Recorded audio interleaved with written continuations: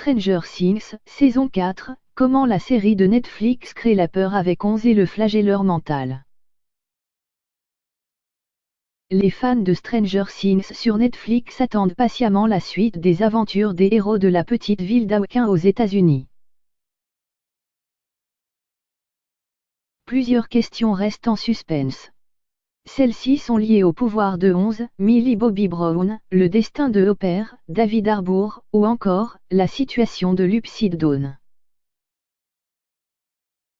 Outre son intrigue à rebondissements, le show s'est fait remarquer pour sa faculté à créer une atmosphère inquiétante avec pour terrain de jeu, les années 80. Les frères Matt et Ross Duffer sont revenus sur ce procédé créatif dans une interview accordée au magazine Série TV.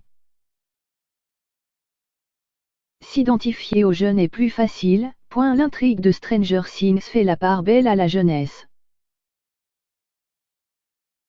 Le groupe d'adolescents mené par Mike, Finn Wolfhard, est au centre des attentions et monopolise les différents arcs narratifs, et ce, malgré la présence de figures plus âgées comme le policier Hopper ou Joyce, Winona Ryder.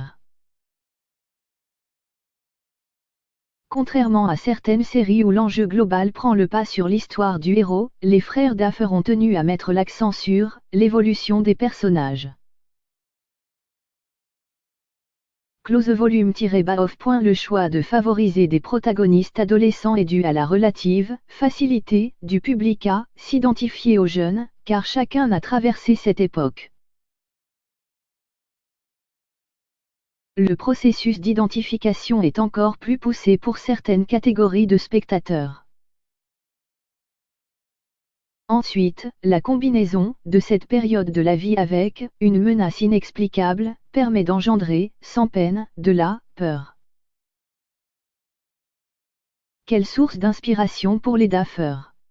Afin d'être en accord total avec leur vision des choses, les frères Duffer se sont inspirés des réalisateurs phares des années 80, comme ils l'ont expliqué dans un entretien pour Télérama.